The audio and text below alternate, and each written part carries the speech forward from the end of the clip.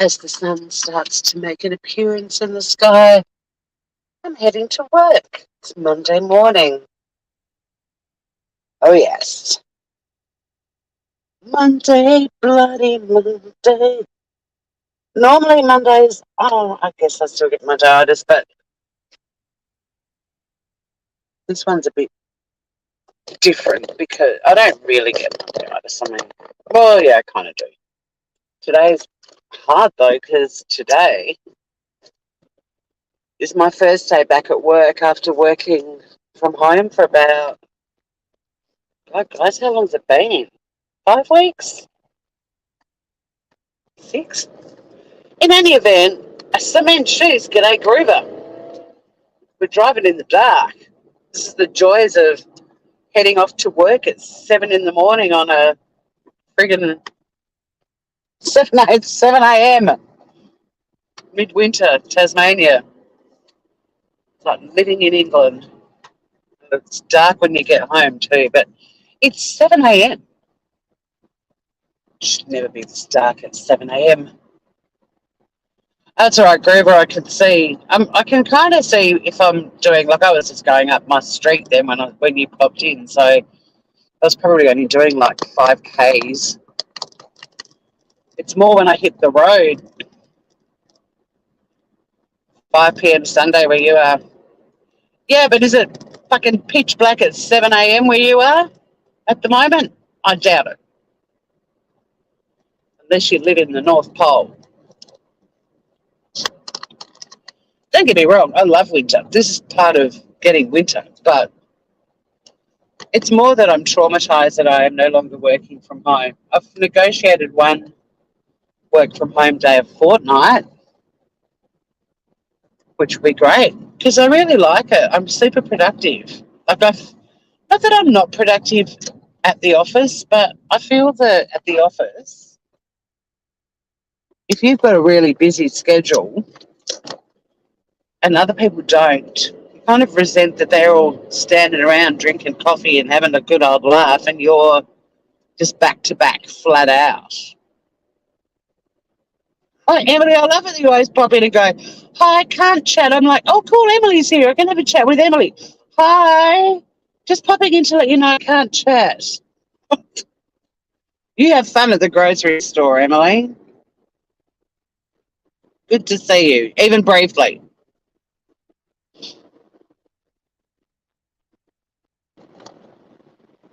Yeah, I guess you got to take it. You got to roll with the punches, though, don't you? Cement shoes. Like, we were talking about it yesterday. I had lunch with some friends and we all love winter and boots and beanies and scarves and winter coats and fire pots out in the garden and wood fires inside and, you know, whether they've got a wood heater or an open fire and all of the snuggly things and hot toddies and chestnuts roasting on an open fire, all that sort of shit. It is dark, Trixie, but if you guys, I don't know if you'll see it because it's paper thin, but the moon, oh my God, it's up where those clouds are, but it's paper thin. It's like, it looks like a little fingernail thin. It's thin as fuck. But it's really pretty, and then the morning star's just above it. I mean, you can't really fault the view. If you're going to drive to work in the dark, at least you get this stunning panoramic view.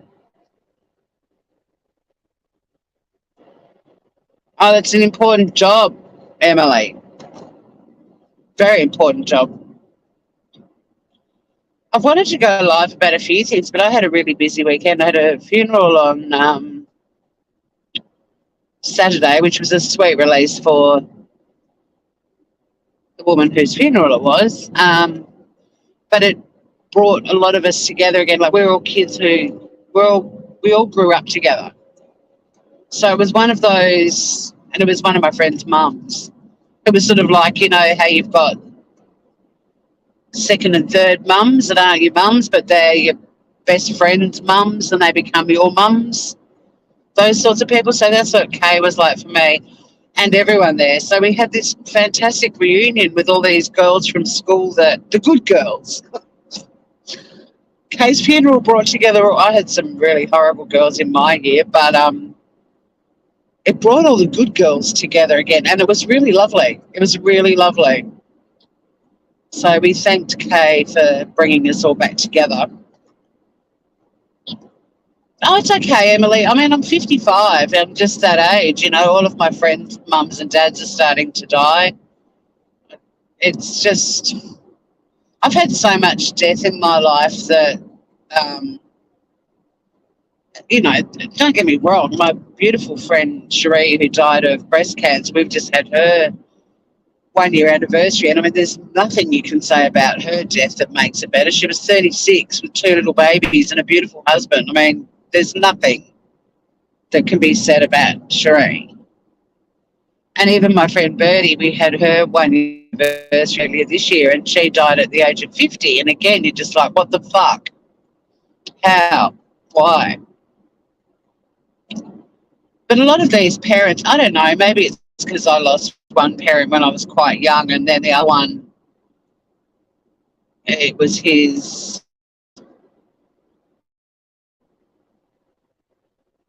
ninth anniversary a week ago. I don't know. I don't fall apart. You know, Kay had dementia. She hadn't really been with us for 6 years. It was a sweet release. I was grateful it was over for her. It's the most fucked up disease. Dodo, g'day. Can't really read chat much. I'll be able to when we're crawling in traffic today, but because it's dark too, we have all the native critters out and about. But yeah, so it's I don't know, I'm pragmatic about it. It doesn't mean I don't shed a tear for them. But I mean, thank you, Emily. It's a lovely thing. It just made me think though that I really appreciate your comment.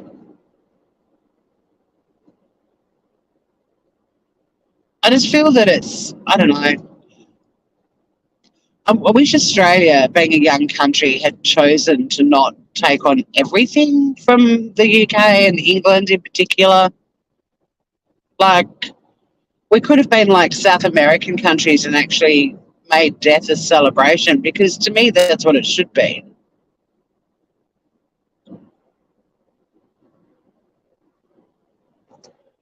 Because we're all going to cark it, and we've all had lives that should be celebrated.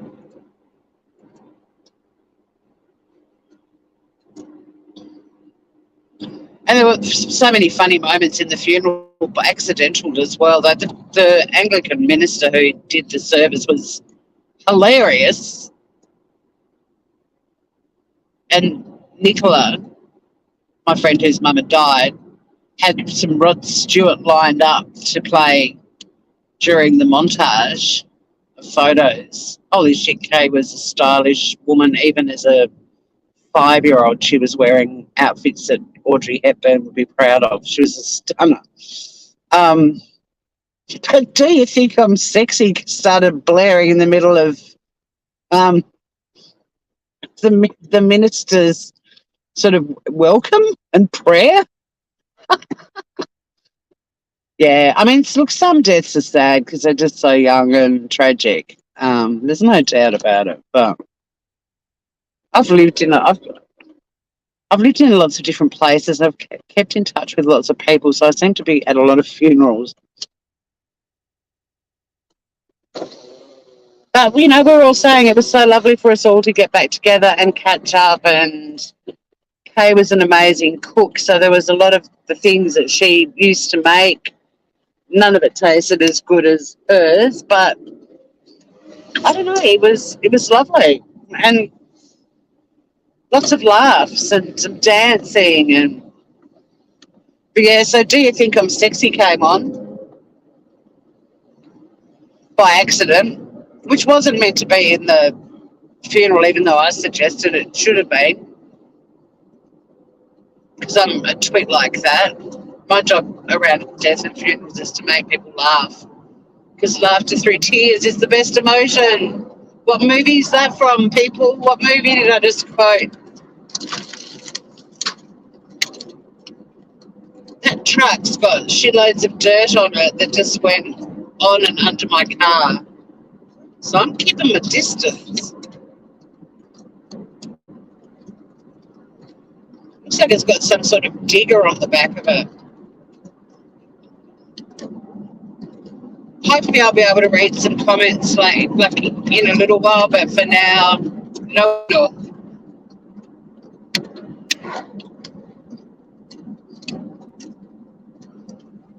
Yeah, but what movie did I just quote? Laughter through tears is the best emotion. Anyone? Anyone? Bueller? Yes, Cement Shoes.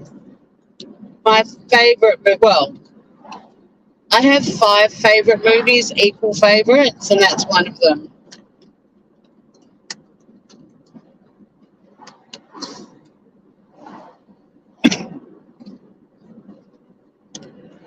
We had lunch yesterday too.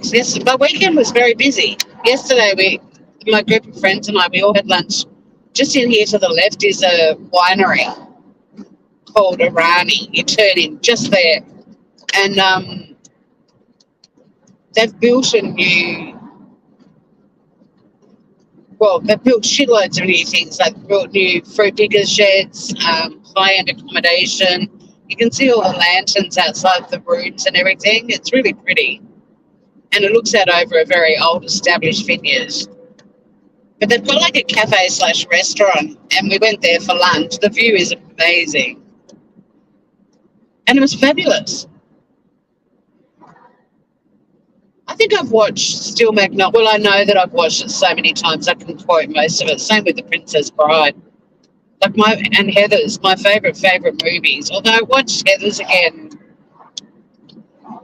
for the first time in a long time, not that long ago, and I still found it funny, but I showed it to my niece who hadn't seen it before. And Jemima's got a great sense of humour, but she found it too dark to be funny, which was quite interesting.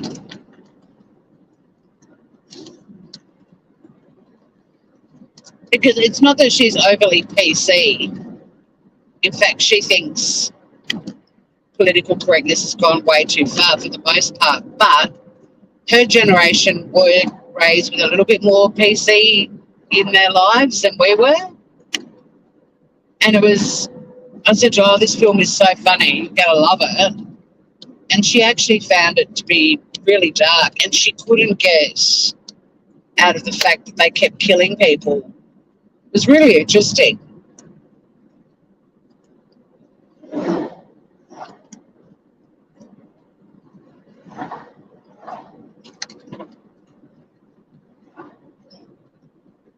So, yeah, Do You Think I'm Sexy came on in the funeral, and the minister, Nick stopped it, and he ended with, and you want my body, and it was so funny. It was so funny. It was a nice breaking moment at a funeral. But I actually suggested to Nicola that she play Do You Think I'm Sexy because her mum was a complete Rod Stewart addict. And we had 2 Rod Stewarts and Elton John's Tiny Dancer. And as much as I respect Elton John and his talent, there's really only a handful of his songs that I love because I think they're perfect. And Tiny Dancer is one of them. But I'm always in awe of people who can play the piano and sing at the same time. It's something I've always wanted to do, and I try, and I'm really bad at it. It's a skill, I'm telling you. And play the piano beautifully. That's why I love Ben Folds and Tim Friedman from an Australian band called the Whitlams. Men who can play the piano, write beautiful piano music, play it and sing along to it with touching lyrics. Oh, that is sexy as fuck to me. Everyone gets into guitarists and drummers, and don't get me wrong, I get into them too, and saxophonists. but a man who can write pretty music and put stunning lyrics to it and play the piano and sing. Freddie Mercury's another one, like amazingly sexy to me. Piano accordion, different story.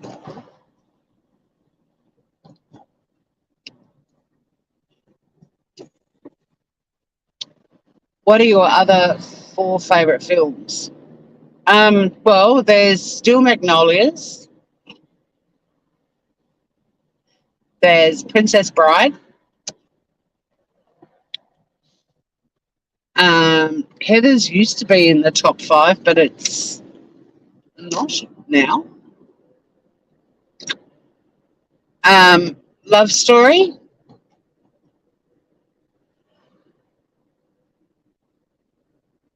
Breakfast at Tiffany's.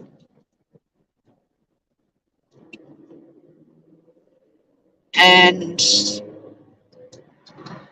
a toss-up between Muriel's Wedding and The Castle. In fact, they're both. They're equal. They're in the list too. So I might have 6.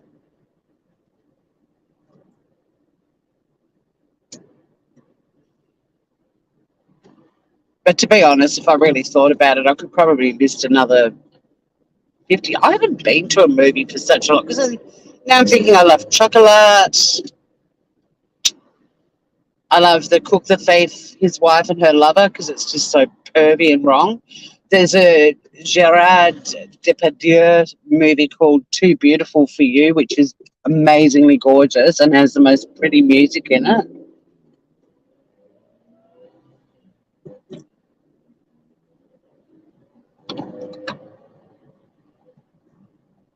I don't know. I've got heaps of favourite movies now that I think about it. But the ones I first said, they'd be my favourite 6.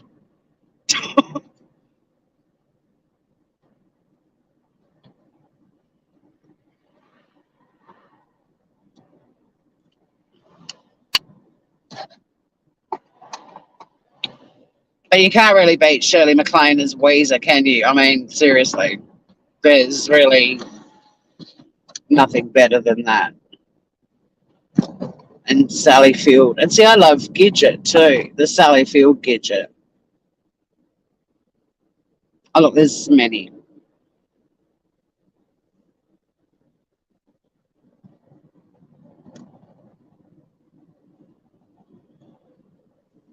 You didn't like it for that reason. I liked it for that reason.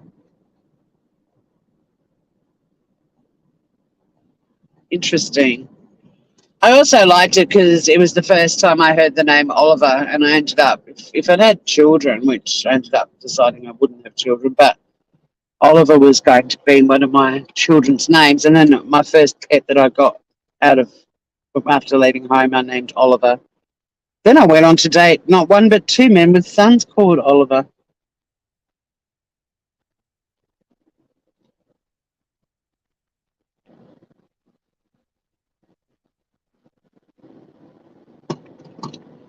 I can tell you my least favourite movie of all time, a movie that drove me insane and I couldn't get why everyone was raving about it. The English Patient. My God, I can't stand that movie.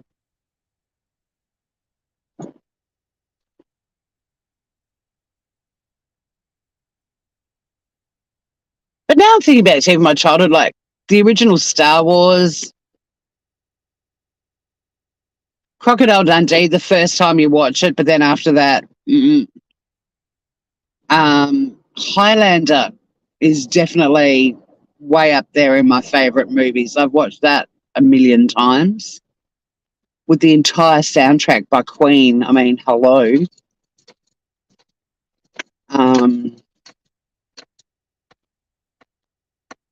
I even love the Village People movie. You can't stop the music. There's many. Oh, The English Patient. Oh my God, it was. Oh, I walked out of it. I didn't even wait till I couldn't stand it. And then I love Four Weddings and a Funeral. I do. That I can quote that one inside. And there's so many. There's so many. Everyone else is quiet. It's just you and me, cement shoes, just talking shit. But yeah, there's so many things I need to go live about. You're going to meet the babies. Oh my God, the wildlife babies. Well, you're going to meet one of them. You're going to meet baby Johnny. I don't know about Grandma Ducky's one. I've been trying to hook up a time with her, but I'll try and sort my shit out. We're doing bat shit on Wednesday night, but I'll do the new sponsored baby during the day on Wednesday. I also really want to go live about the Brittany Higgins case that I'm following, because the Z-grade celebrity who ended up prolonging the trial again, not that she was responsible for the other times, but the trial has been put off several times. One of the lawyers that I played the other day in my live, who was incredibly scathing of her, Matthew Collins, has now been engaged by her at $11,000 a day. Emily, thank you. Sunny is so sad. She knew that I was going to work. Oh, you're counting stitches, though. That's okay. Oh, Cary Grant, my God, wasn't he just the most perfect man ever? Absolutely beautiful. What a stylish era too. I still feel bad when I leave the house without makeup on and stuff. I'm like, why didn't I live in that era where you wouldn't have left the house without looking immaculate with your hat and your gloves and your tailored coats? And that's why I was a bit besotted with Kay's photos as a little girl growing up. Her mother was obviously incredibly stylish. I mean, Kay was a very stylish woman, but I never really understood where it came from. But then looking at the photos of her as a little girl and a young lady, and the clothing that she wore and the hats, and very Audrey Hepburn. But you could see that it started as a child because her mother clearly was into it as well. And then Kay loved all kinds of magazines, but Vogue was her favourite. I mean, she lived on this little island in the middle of nowhere, but dressed like she was off the cover of Vogue. And she used to take Nicola when Nicola was little every Friday into town to one of our department stores to see the latest fashions. They'd put all the new clothing out on Fridays before the weekend, and that was their Friday outing. It was so cute.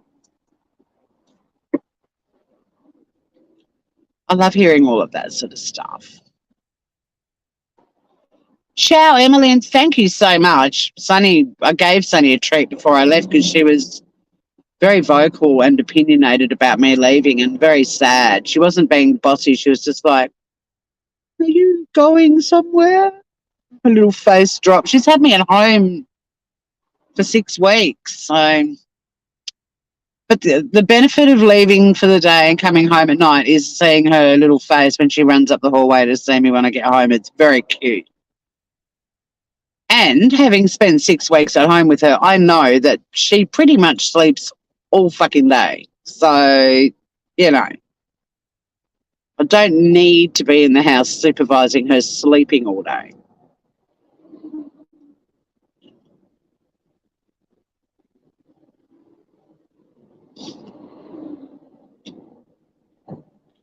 So when I get to the office, I have to unpack my entire office and set it, well, not my entire office, but unpack all the things I took home to work from home and set up my office. I'm in a new office.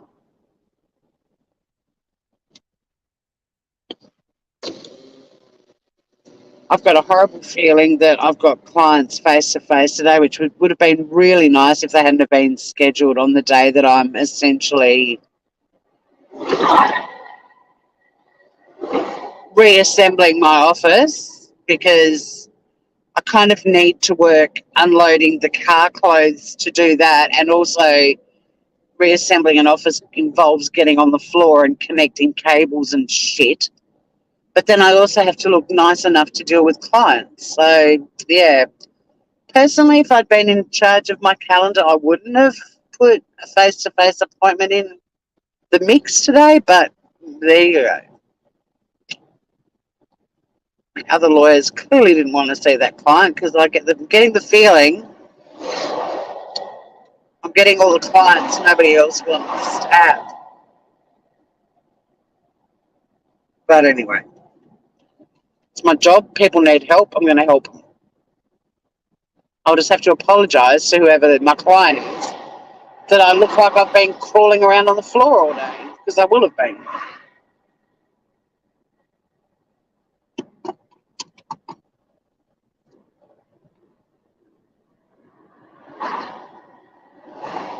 It's 4 degrees Celsius. My little temperature gauge has a snowflake above it.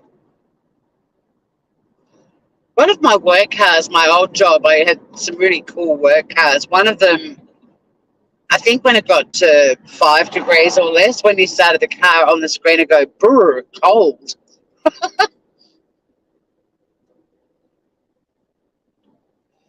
But yeah, so I wanted to talk about Brittany Higgins and, well, more importantly, Lisa Wilkinson engaging this lawyer who was quite scathing of her, has now been instructed to act for her at the princely sum of 11 grand a day because she's in hot water. And I also wanted to talk about Roe versus Wade. And I hope you guys in the US of A are not, you don't come into any harm's way, because hearing about protesters being tear gassed and stuff like that was pretty sad.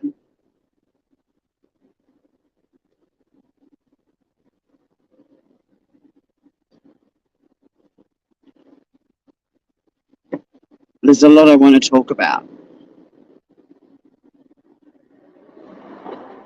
but I've got, that pain in the butt thing called work to do. I actually love my work, but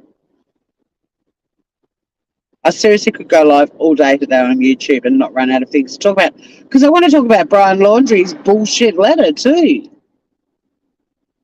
What a bullshitting piece of shit bullshitter.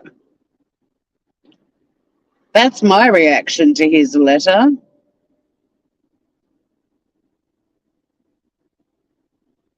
What a fucking weak ass limp dick. I do not buy that bullshit at all. Everything in it goes against what you would do when someone you love is in chronic pain. There's not one thing in that letter that a normal person would do.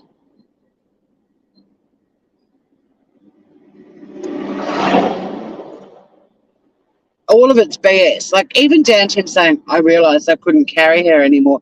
When something awful happens to the person you love, or even a stranger, the adrenaline that kicks in that makes you super strong and able to do things you never thought you could do.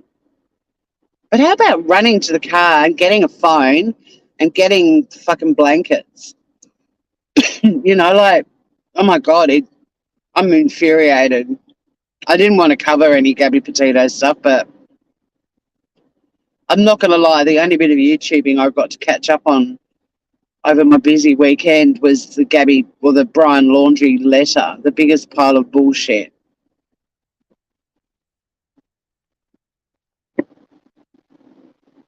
Oh, I thought I'd end her life. It was a mercy killing, and then I would leave her out in the desert to get devoured by wild animals, and I wouldn't tell anyone, I ended her life and then went out of my way to make sure I wasn't caught. Piece of shit. It's actually made me really angry.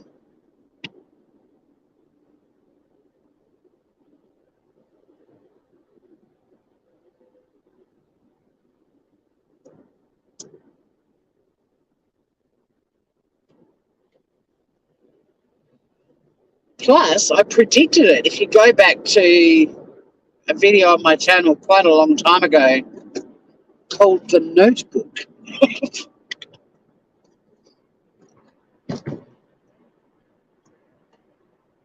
I did a video about, there's going to be months of speculating about what's in it, which there has been.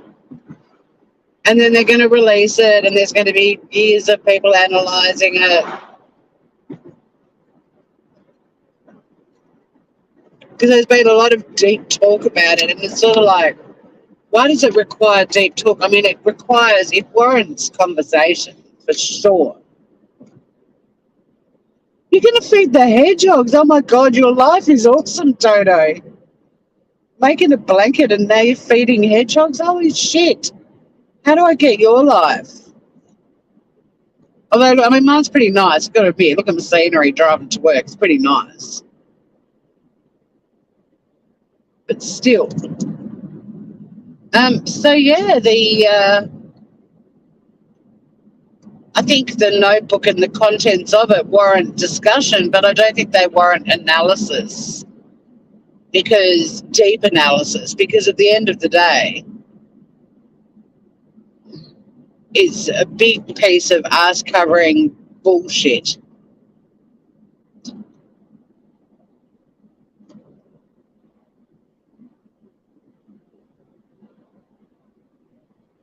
But everyone's, they're going to be talking about it for years. And he's not that interesting a person. He's like Chris Watts. Why put so many hours of your life into analysing the written words of a fucking asshole who has nothing really redeeming about him at all?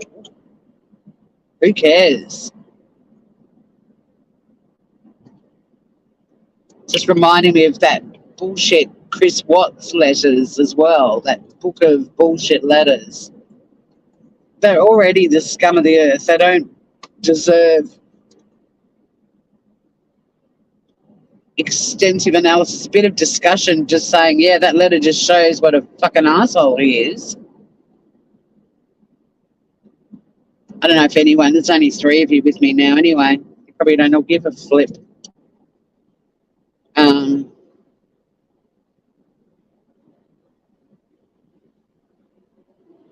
But, already there's people going, oh, that could be a code for something. And then they're looking at the creek and going, oh, the creek, it's only a couple of inches deep. And which bit of the woman I loved and was going to spend the rest of my life with injured herself? And so rather than run to get her help, rather than get her to the van where I could warm her up and drive her to a hospital, rather than get on my cell phone, even if they were out of range, you'd still fucking see. And there's quite remarkable stories of people, logging calls and then driving, and when they get into range, bang, the help is on its way. Using GPS, they can find out where they are pretty quickly. There's not one thing he did that a normal human being would do. I ended her life. It was the merciful thing to do. You fucking lie. They weren't bloody, they weren't the 2 people that had survived a plane crash and had eaten all the passengers and there was nothing left to do but die.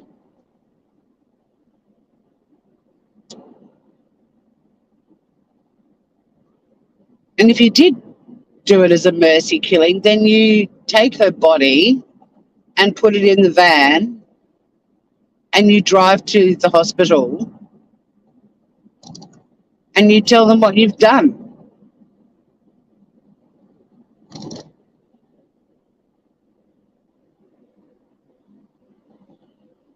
You don't leave the body of this woman you're professing, I loved her so much, I put her out of her misery and then left her out in the desert to rot.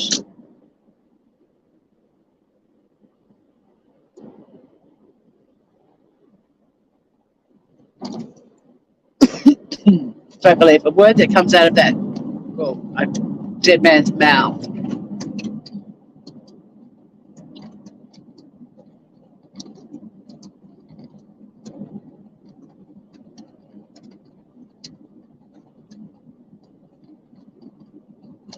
Sometimes when things happen in life, the easiest thing to do is apply logic. The problem with these inverted commas true crime channels on YouTube that keep flogging dead horses, so to speak, and go into all this quirky analysis and what does it mean and stuff. It's like, that's not how a jury decides a case. There's the evidence. Does it meet all the elements of that particular crime? Yes, then you convict. No, acquit. But applying logic is also really a great way to look at things. I mean, someone was analysing, but what does it mean Gabby didn't like people who litter? It means Gabby didn't like people who littered. Like, it was a stupid comment of his to put at the end, making out, his last comment, professing his love for her to the end. Please don't let any of my belongings remain out here, because it would upset Gabby, that beautiful girl that I just killed.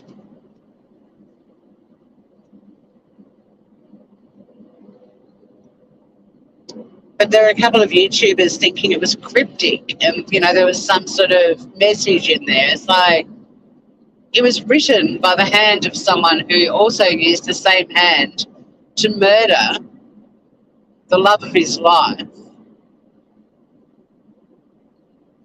Does it warrant 80 hours a day of analysis?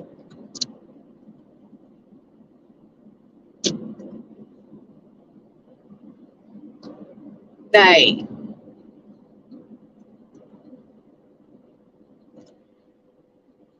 And why do true crime channels spend literally years talking about a case that's essentially been run and done, like Chris Watts? But they profess to be, huge true crime fans. But, God forbid they spend some time on a missing child other than Summer Wells. Maybe talking about these sort of unsolved crimes, encouraging people to get fired up and curious. There's been some great podcasts in Australia that have led to criminal convictions. People can use their platforms to do good things.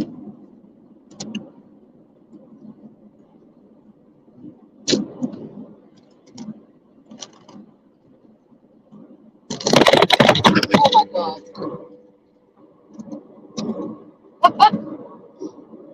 Yeah.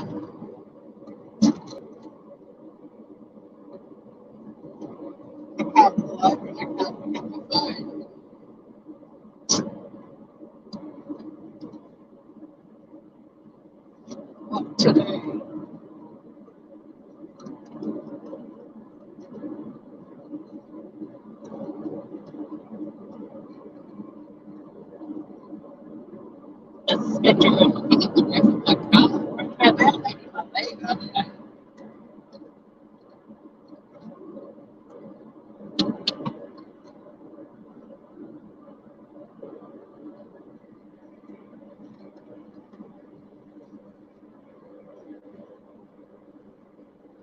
I'll rectify the situation with calling in traffic hopefully around the corner. And hopefully I won't get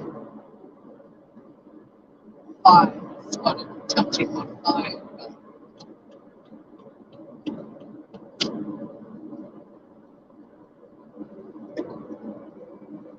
Oh, it sucks because we're at the mountain and there's something in front of me now.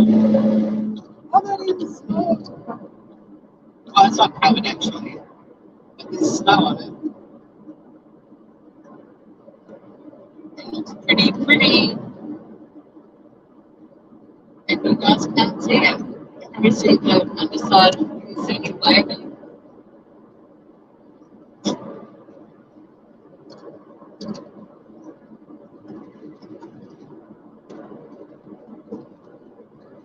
Now I've got rainy days. It's always what's best is the first day ever driving to work, but there's no traffic up here. What's the best? Welcome to anyone who's just joined me.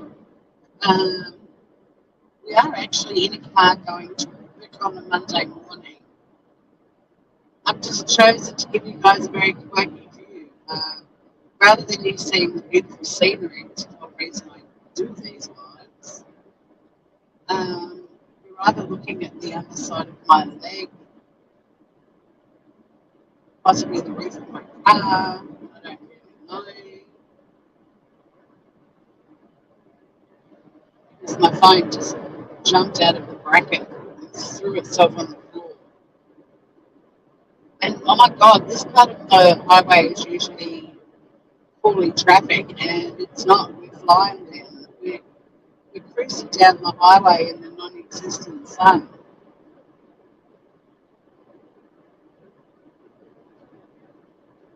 I could see the phone was about to jump out of the bracket, so I went to rectify that, and it flew out. It threw itself on the floor of the car.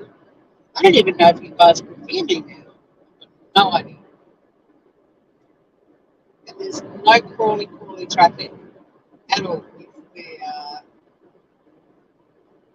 The traffic is flying along. They haven't even done when they reduce the speed down to like 90 and then 70. No, hanging on. Oh, now we're down to 90. Okay. Now we're down to 70.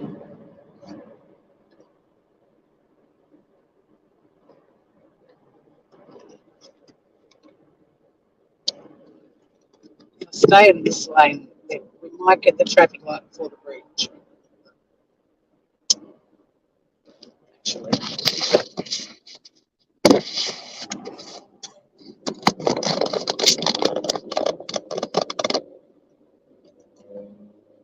Oh, well, nobody's chatted since that happened. Okay. My lives don't attract the people I used to. Where's that? I just showed you the floor of my car or the roof of it, one or the other. I mean, where else can you see that? Unless chat's frozen, but I don't believe it is. I've just done like a 20-minute monologue about Brian Laundrie. Then I had my phone on the floor of my car. And Dodo's still off to feed the hedgehog, so...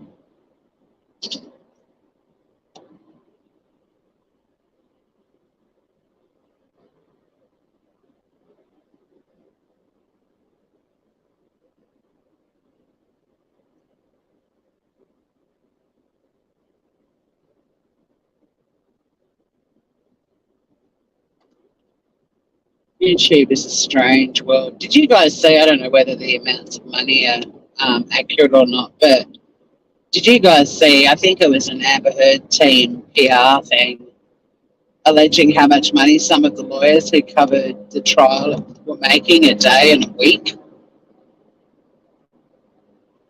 It's fucking insane.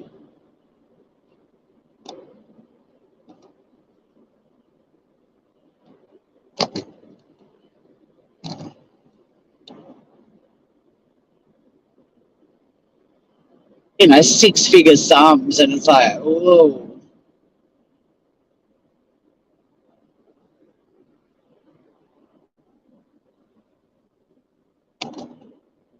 I think if I added up my super chats from the coverage, I don't think it would even get to three figures. But, you know, there was like $157,000, all sorts of crazy amounts of money. And I think it's a bit cheeky for them to be like upset about getting well, they actually got strikes. I think they got like copyright claims and it got taken down. So like, well, don't you reckon the network might be a bit annoyed that you made that much friggin' money?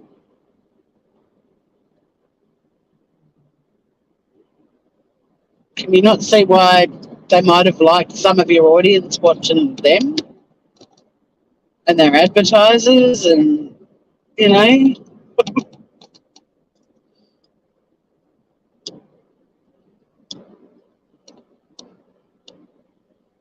I'm talking about the Amber Heard interview, by the way, not the coverage of the trial.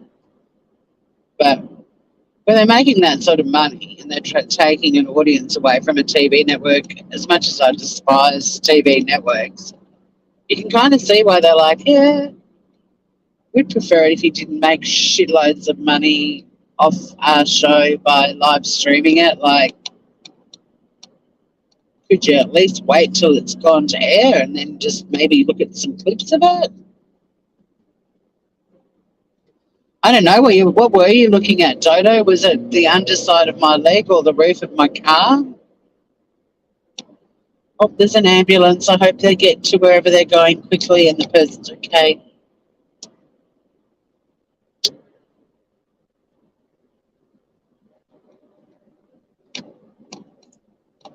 Oh my God, here he comes. You put a comment up on my channel and then took it down again. I was going to respond to it, and then I saw it briefly when I was about to go into a funeral.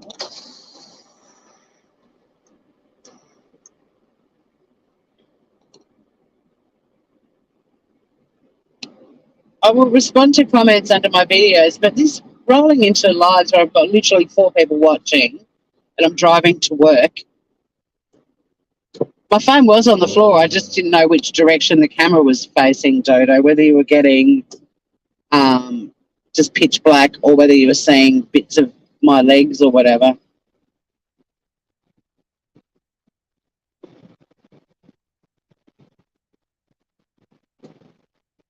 But I get it. You're really passionate about bringing down Grace Tame. But what I was going to respond to a comment, and I'm only going to respond briefly because derailing every live I do about this is kind of annoying. Like, even when you intrigue me a little bit, then you do this sort of shit, and I'm like, well, there goes my desire. But what I was going to say was, there's a lot of stuff that I'm more than happy to discuss at some point. But until her perpetrator, and I'm not naming him for personal reasons, is charged with defamation or something like that, I'm not covering it. The lawyer in me, I'm not going live on my channel.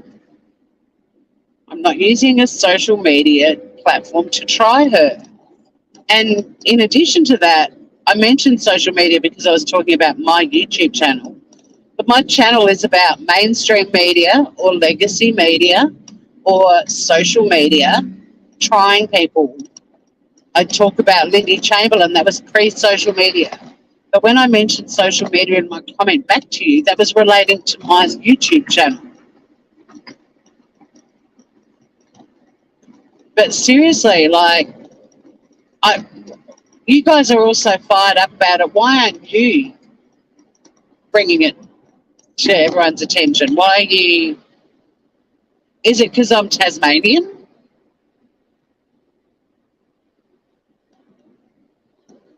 But yeah, as a lawyer, the last thing I'm going to do is potentially defame someone on my fucking channel. The thought of that does not interest me at all.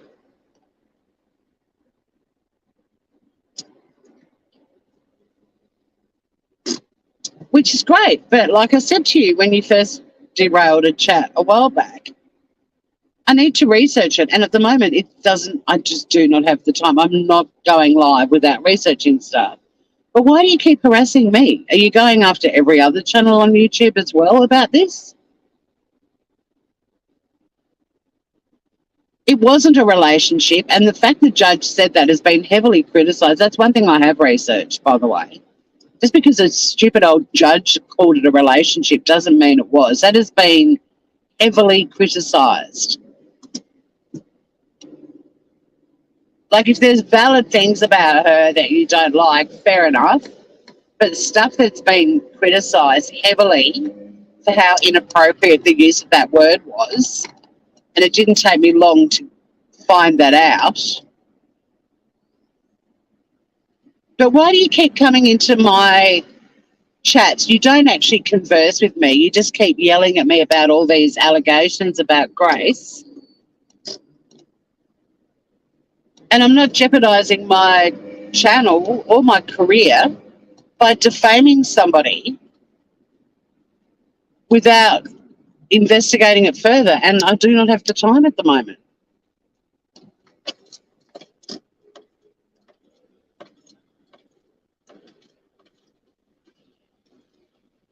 Yeah, well, dropping truth bombs is an aggressive way to get somebody interested. And like I said, your style actually puts me off looking into it.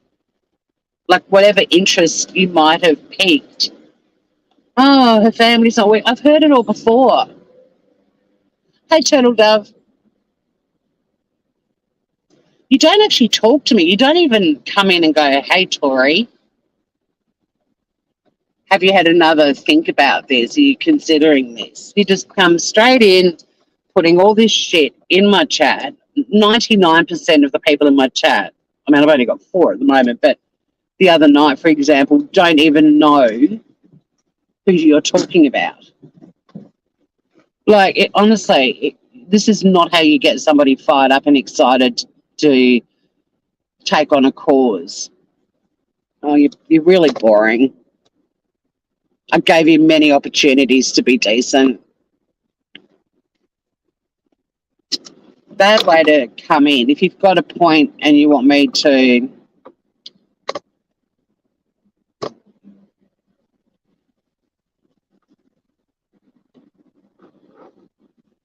No, incorrect. Fucking seriously. I'm blocking you. They're under all the comments, you know, and I'm trying to have rational discussions with them. But yeah, coming into my chat and just yelling propaganda again at me, I'm not getting into that debate. What? And why these South Australians are so fired up about it is bizarre to me. I miss you too, Turtle Dove.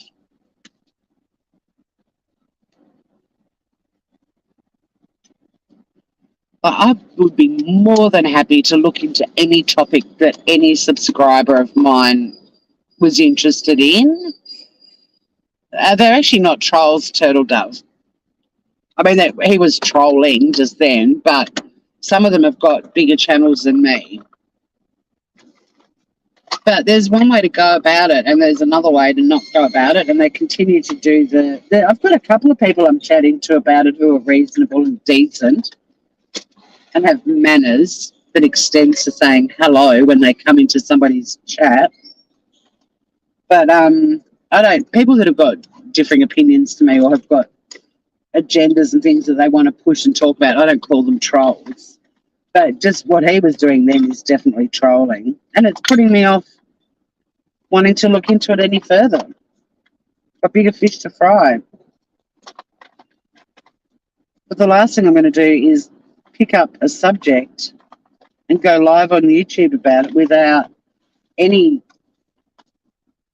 time to research it or any evidence supporting it and start defaming somebody, because there's people out there that want to bring it down. Like, why aren't they just focused on that? There's one way to rally an army and there's another way, and the way they're choosing, most of them, not effective. I'm not a fan of it either, Dodo. I'm not the best. I've got 4 people watching me, Turtle Dove. I'm far from the best. Don't get me wrong, the 4 people watching me are all very beautiful people.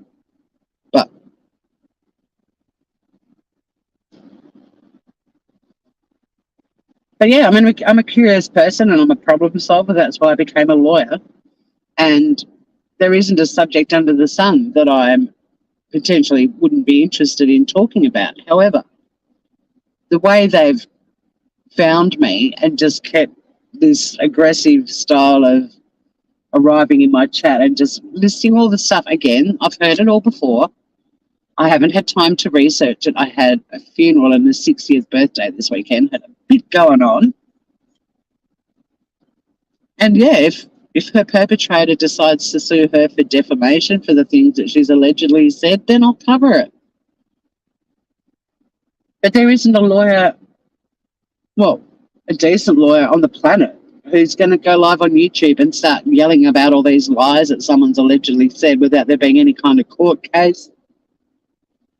I'm not going to succeed on a defamation case that might be brought against me for spouting off shit that I haven't researched and investigated, and in the absence of any sort of criminal or civil charges with any issue, I'm not going live on YouTube about it.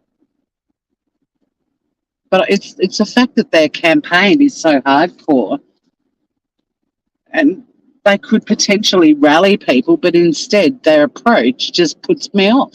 Not interested.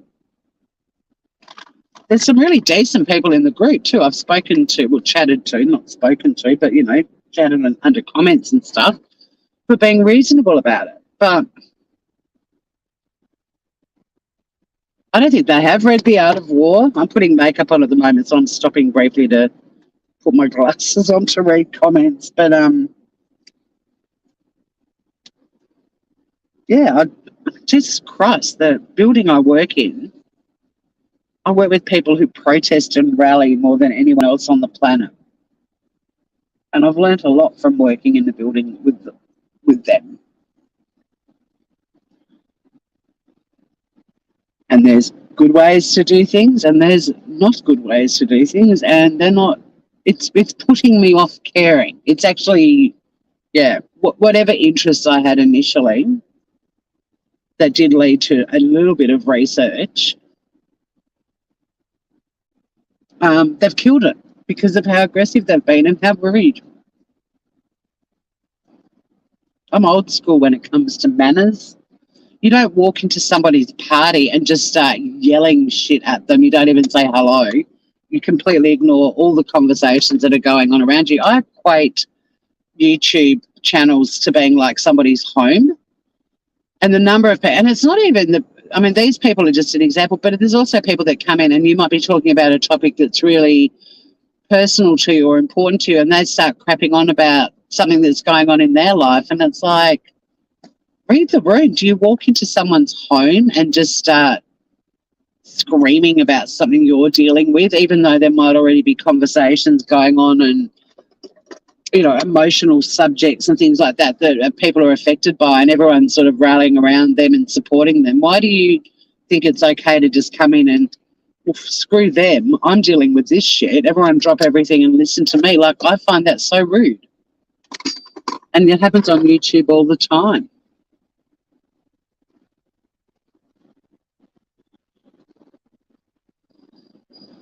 Anyway, you look at it, amateur at best, me or them.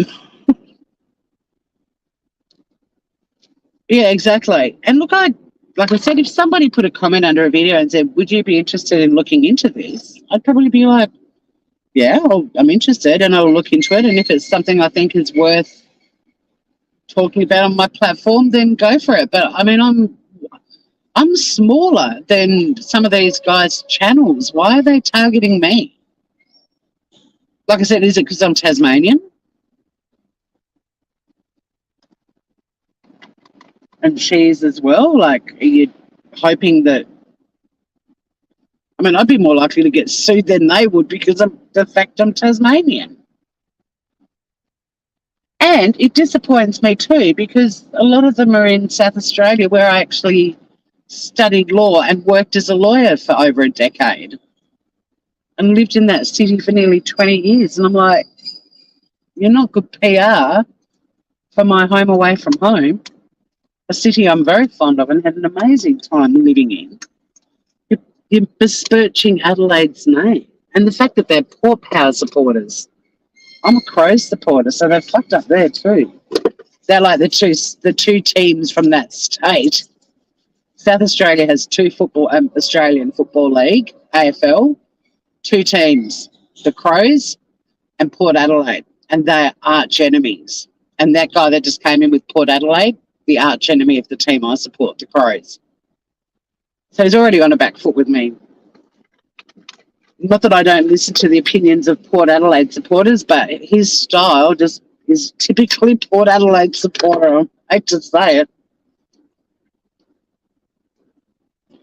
And some of them have done their own videos, which is great. But it's just insanity. Unfortunately, there's a connection to the Brittany Higgins trial, which I am covering, and maybe that's where they've decided. And I mentioned Grace in one of those lives because she and Brittany have worked together on speaking out about SA and abuse. But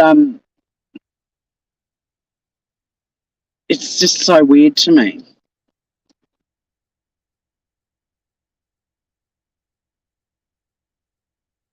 And they make sweeping comments too, because I said I wasn't interested in covering it.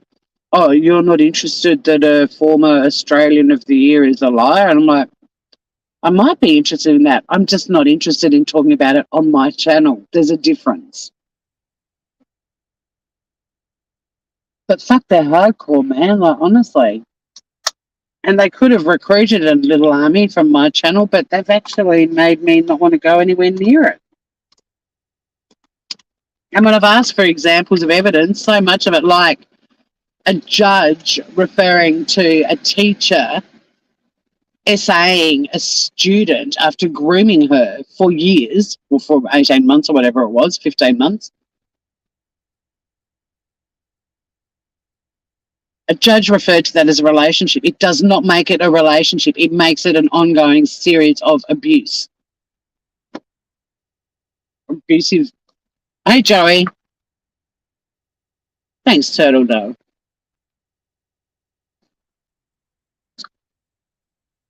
You know, I mean, that judge was criticised for using the word relationship, heavily criticised. It was highly inappropriate. And it was acknowledged by the powers that be how inappropriate it was.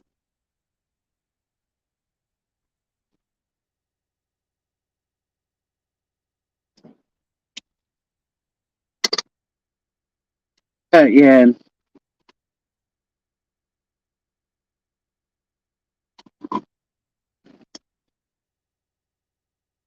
What can you do? I admire their passion and their commitment to a cause, but kind of, I almost feel violated by them, just the way they're approaching trying to get me interested in talking about it.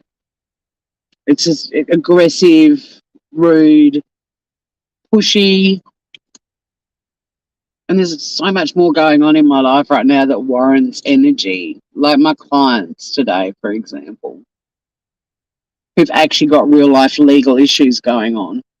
But they're basically asking me to go live and talk about a former Australian of the Year and all the alleged lies she's told, which would require hours of research for me to see exactly what the fuck's going on. And for what?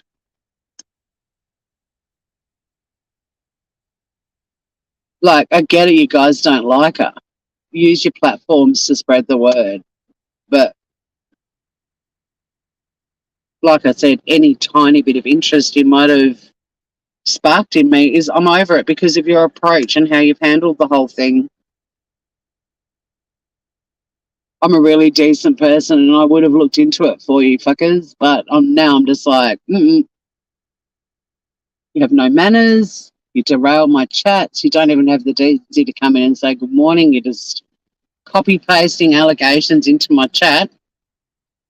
You lost me. But the people that are commenting under videos about it that I'm engaged in conversations with, I will continue to have conversations with them because they have manners. Manners go a long way in my world. But just barking at me and telling me I should be doing something, nay. You know, the second you tell someone they should do something is when you should stop listening to them. If anyone ever says to you, you should, like, should is the most disempowering word. It's like, yeah, I could. But thanks to your pushiness, I don't want to. I could have. I probably would have.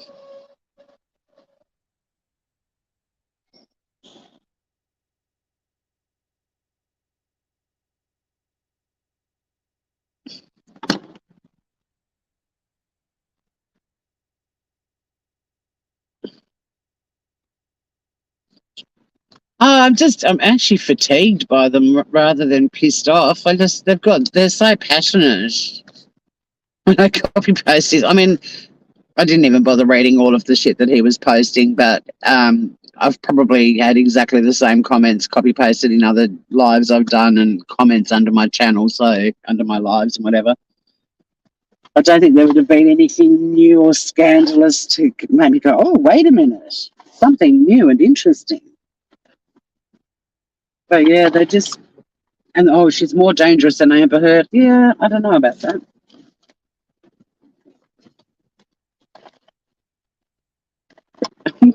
Why the two are being compared is beyond me, but anyway. I think they're both, potentially both. I don't know. Who knows? I'll never find out. Unless I continue to watch whatever content they put up on their channel, I may never know. But my channel wasn't about fucking bringing Amber Heard down either. It was about covering a trial she was involved in. Had she been an innocent party, she would have got fair coverage. If she's a guilty party, she got the fair coverage too.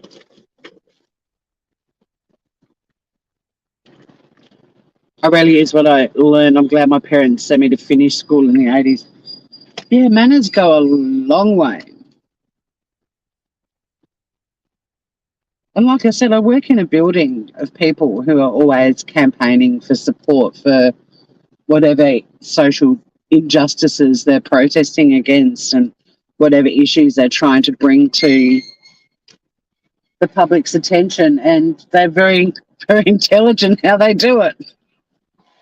They don't just bark orders at people. You want to rally the troops?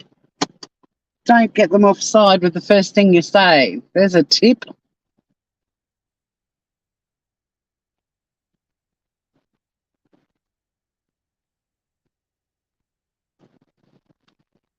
And I don't even, like they keep saying, they use the word urge with me. I urge you to cover it. So I said to one of them, I urge you to give me reasons why I would. And they just started listing the same alleged lies that this girl said. There was nothing there, had any sort of evidentiary backing to it, nothing verified. It was just the same shit again. You know, I urge you to give me a reason why I would jeopardize not just my channel, but potentially my career too. By just going live on YouTube and defaming someone based on the information, and I'm using that word loosely, that they've given me. Are you insane?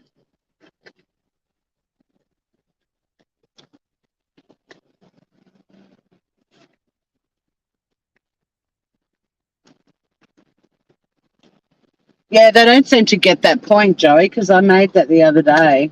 I was like, which bit of her being underage and not being able to give consent do you not understand? She was groomed.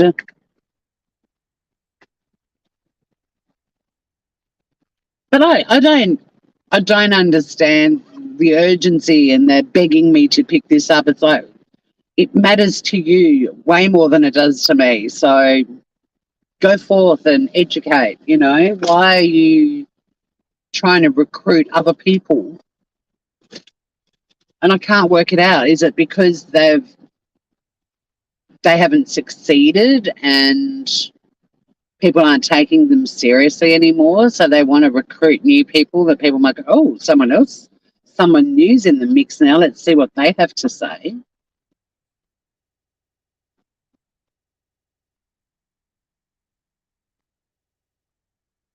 No, I hear you, Joe. I'm just not going to get fired up about it. I've got the area of law I work in requires empathy and being gentle, so I'm just not going to get fired up, but you're allowed to. But it also doesn't warrant ongoing conversation either, like to a point with, you know, they've had their little yell at me again and told me what I should do. And but at the end of the day, you know, I'm not entertaining them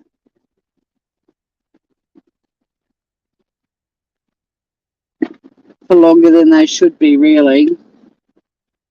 It's irritating, for sure.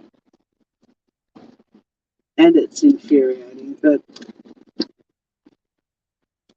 like I said, if people had a subject that they wanted me to look into and cover, I'd certainly, if it piqued my curiosity, I'd certainly be keen to have a look into it. But there's a way to ask people to help you and recruit people on your mission, and they've adopted every sort of style that puts people off wanting to help or get involved.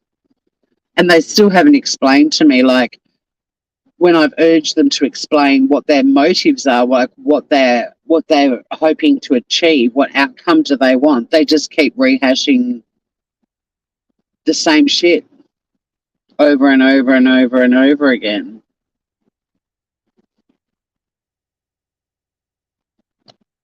I came to delight Finn with my comments because I know he loves Finn's batshit. Finn's my co-host for Batshit Kerry. He's not like with me live all the time. Like, there's a lot that happens on the Better Call Tour channel, but one of the things is batshit, and that's with Finn. That's Wednesday night, Australian Eastern Standard Time, probably 8:30ish, 9 o'clock maybe. But yeah, Finn's just, well, not just, but Finn is in my channel's weekly show batshit, but he's not like my partner, so he's not sitting next to me on my way to work right now.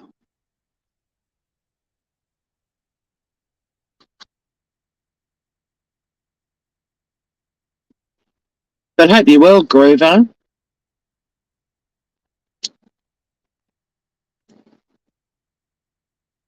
The other thing I probably won't talk about it on my channel, but I'm very interested in at the moment is just watching the ramifications of what's happened in the US with Roe versus Wade. And I mean, even though we all knew it was going to happen, it's sort of, you can't predict the way it's going to make you feel when it actually does happen. And my Facebook community that's got over 15,000 people is 50% are US of a residents. So, yeah, it's pretty interesting. There was a really good article this morning that came out explaining why that couldn't happen in Australia, but I'm really interested in it. I just don't know when I'm going to have time to talk about it on my channel, but I might just stick to talking about it with my community on Facebook. But I hope you guys all stay safe and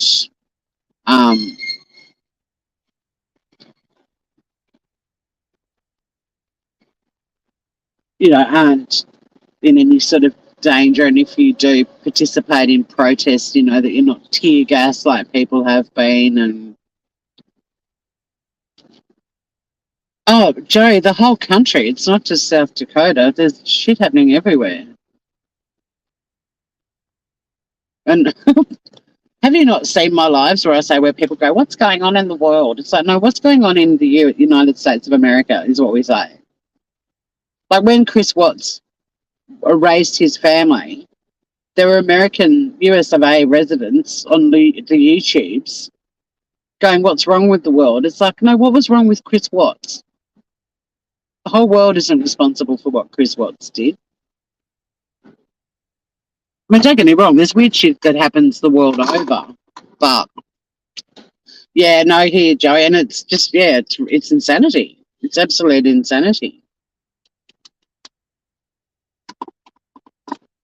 And it's horrifying. I mean, to me, we're just watching an episode of The Handmaid's Tale. That's what it feels like to me.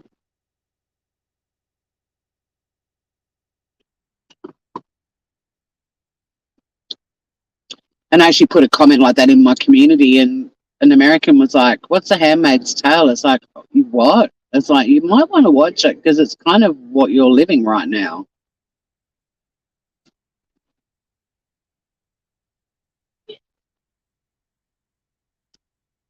But yeah, I kind of like to get into it, but it's one of those subjects that there's so many layers to it, and the your body, your choice argument used to be a really strong argument, but now that we've lived through a pandemic and mandated vaccines and mask wearing and all the rest of it, like, it's heavy. I loved it. I loved it because of how horrifying it is, though, and the acting was incredible.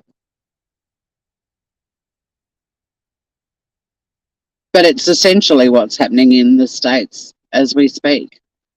And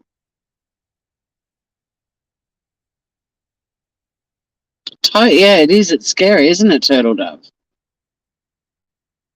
But it's also scary that you guys have riots and protests over elections to us. Like, that doesn't happen here at all.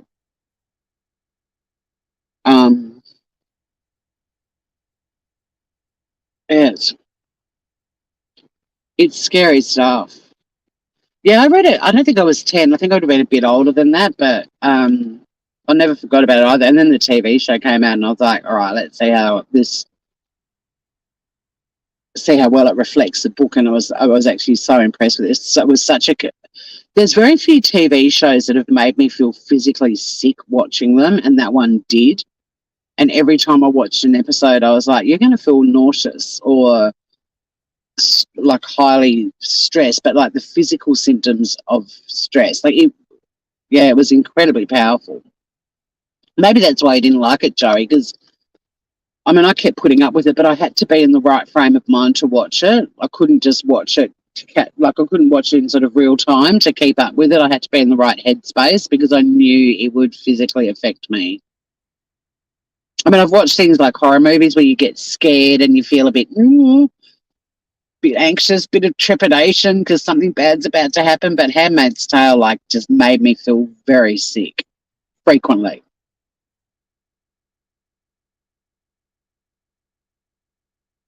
Oh, Jessica, you wrote a decent comment under one of my videos that I was going to respond to, and now you've just come in like your other buddy and you haven't even said hi or good morning. You've just come in crapping on about Grace. So enjoy the time out. Seriously. You've all lost me. Whatever interest I had now is gone. You did not recruit me very well. I wish you all the best in your mission to bring Grace down. If there end up being defamation charges against her, I will cover it. But until then, I'm not interested. I've repeatedly stated that I do not approve of trial by media or trial by social media. And when I say media, I'm talking mainstream, legacy, even independent. I referred specifically to social media when I was talking about my own YouTube channel, but my channel is against trial by any form of media. And you're asking me to do that, and you're not giving me a good enough reason why I should. You have a lot of work to do to convince me that I'm going to completely go against something I'm very, very, very firm about and very opposed to. You would have to do an incredibly good job convincing me to do a massive backflip and suddenly do a trial by media on my social media platform. It's not going to happen. And none of you have come in with any, hi, how you doing? Have you had another think about it? You just come in listing more shit about her. So, yeah, you lost me. And I saw your comment, Jessica, and I was planning on responding to it, but I'm not going to bother now. It's a waste of time.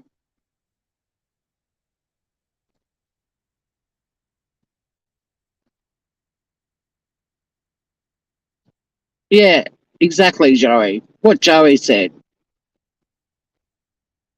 To make you smile. Oh, no, I'm feeling good. I'm fine. Thank you, Kerry, though. But what did you say? The mum who mooned the sports day, she was in the papers again after getting hundreds of offers from men. Bless her. I'll be okay, Turtle. Oh, good. Turtle's looking out for Joey. Good to hear. Oh, was she trying to talk you into watching it? Yeah, I like that mooning mum. She was awesome. See, they're the serious issues we tackle on this channel.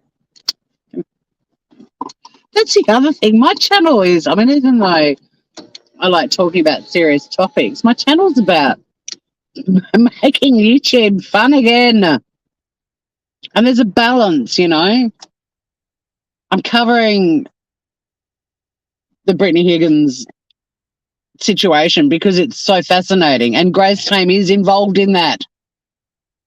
But a lot of my channel is about just generally making people laugh and have fun and loosen the fuck up.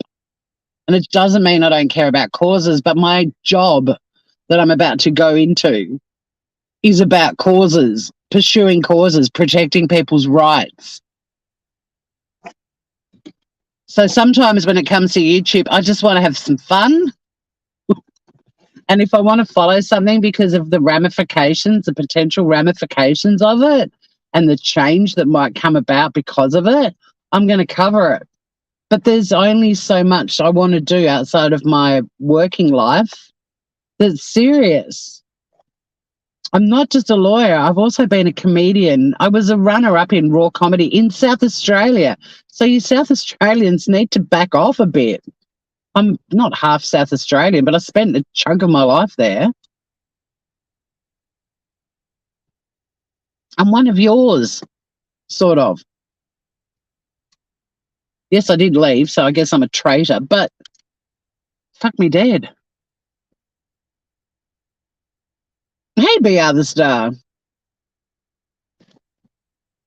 We have some great peeps, Turtle Dove. We have people who are reading the book. Gotcha. Do the audio book, Joey. You'll probably run off the road if you listen to it in your car, though. It's a shocker. Lighten up, shoving the match on this psychots. Exactly. Oh, my God. Don't make me laugh. I'm going to go in to the office and grab a trolley and come out and load up my office and wheel it into my office and set up my new office. That's the first hour of my day. But yeah, sorry, Grace Tame, anti-Grace Tame army, you've lost me. Hey, Blissful. They've even lost me wanting to respond to some of the comments. There's a couple of really nice people I've engaged with, and we're having a good chat. We're getting to know each other, and that's great. But the ones that are just putting, I mean, I did ask Jessica because she was urging me. She's the one where I said, I urge you to convince me why I should do a complete backflip on what I'm so against on my channel, which is trial by any form of media. They're basically asking me to try Grace by social media on my YouTube channel. It flies in the face of what my channel, when I'm talking about trial by media, is about. So they're pretty compelling argument required to convince me to do a full backflip. And they haven't. Oh, she's not lower class. Do you know what the incomes of people in Tasmania are like? And the cost of living is like? Fucking batshit.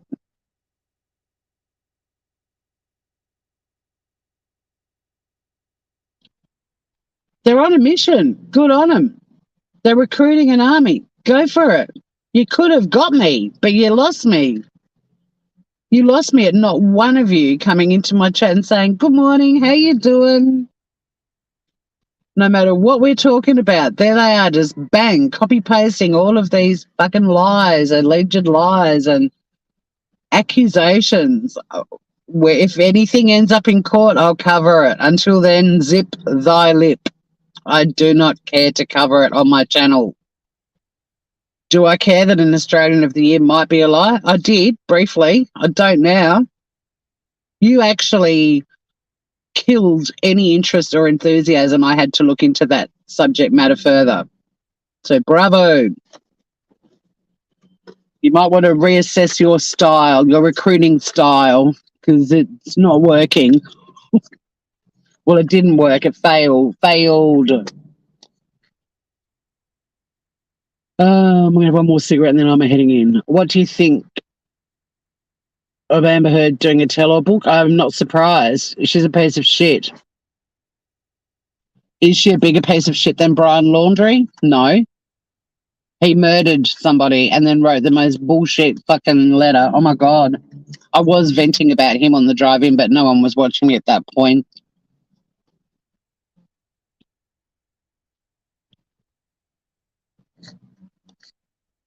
She can do whatever she wants, really, Amber. It's whether people are stupid enough to buy it that's the issue that bothers me.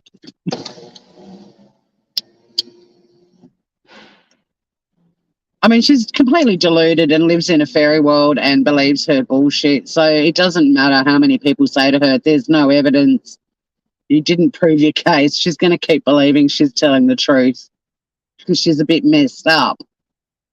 But the real issue is if people buy it, and they're the ones that I'll be calling out.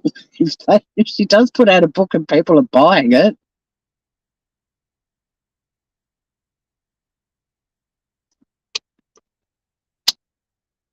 Do you think his parents wrote that? No, I think he wrote it. I think he wrote it. It's so fucking bad that it couldn't be anyone but him who wrote it. But does it warrant the 38 years of analysis that are going to happen now on YouTube? No.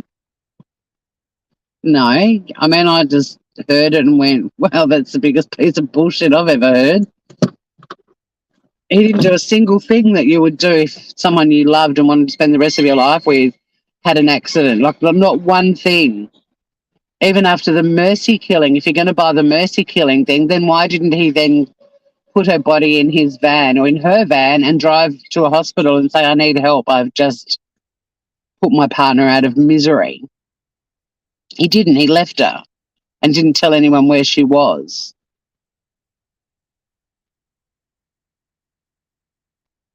So, yeah, no, I totally think that he wrote it and was hoping it would explain the horrible thing that he did, but it doesn't. Nothing explains what he did to Gabby. Brian, not Brown Laundry. Brown Laundry. Brian Laundry. He murdered Gabby Petito. And her parents have a couple of cases at the moment in court. I don't think they're going to succeed on the emotional distress one, just saying. But I haven't looked into it enough. But my feeling is that it's an unwinnable case. But yeah, Brown Laundry would be a very bad name. Worse than Brian Laundry.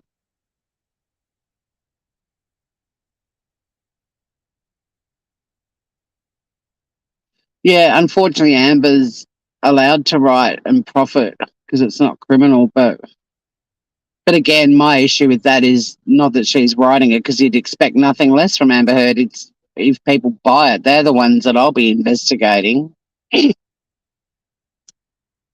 So much laundry, poor Blissful. You triggered Blissful, Turtle.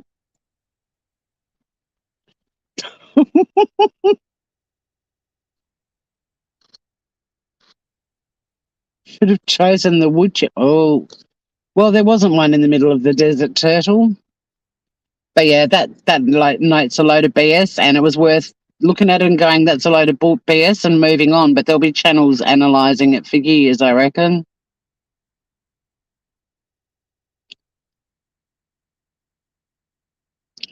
It's a weird world we live in, but it is also a work day for me. It'd be Monday morning. So I'm going to log off, boo-boo, and I'm going to go and look after clients who have actual legal issues and need defending, as opposed to Grace Tame. But if there ever is a case involving Grace, I will consider looking at it. But I would like to thank the Anti-Grace Tame Brigade for reminding me why entertaining them and giving them another minute of my life is pointless. So I apologise that I won't be responding to comments under videos, etc., from you groovers, unless you're reasonable and want to have a conversation. There are a couple of you that I'm happy to keep chatting to, but sadly, the leaders of the pack have lost me with their lack of manners.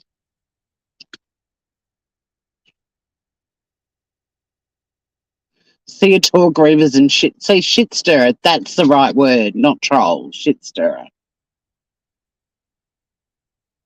I mean, look, I will say, but on my parting note, I admire their confidence and I admire their passion and their dedication to the cause, whatever the fuck it is. But I don't admire their style or their recruitment tactics. And they lost me. And if anything, they're fools, because you guys know, get me on a subject I'm interested in, I'll fucking fire up my channel and talk about it for days. They lost me. They lost me at their lack of manners. So they all need to take a long, hard look at themselves. The rest of you groovers, have a ripper Monday, Sunday, wherever you are. Thanks for hanging out with me, and I will see you all again sometime soon. At very least, you'll see Finn and I doing Batshit on Wednesday, but I might get inspired to do something before then as well. But yeah, have a good one, everyone. Smile at a stranger today. It'll make a difference, I promise you.